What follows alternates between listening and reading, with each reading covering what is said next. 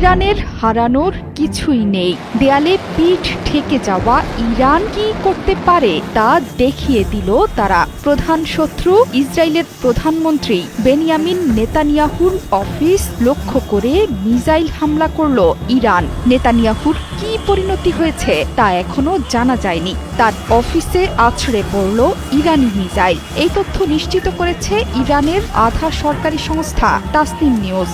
এই হামলায় নেতানিয়াহু বেঁচে আছেন নাকি তার ক্ষতি হয়েছে সেটি স্পষ্ট করে কেউ জানাতে পারেনি। এমনকি তাসনিম নিউজও বলছে হামলার পর নেতানিয়াহুর ভাগ্যে কি ঘটেছে সেটি এখনো জানা নেই।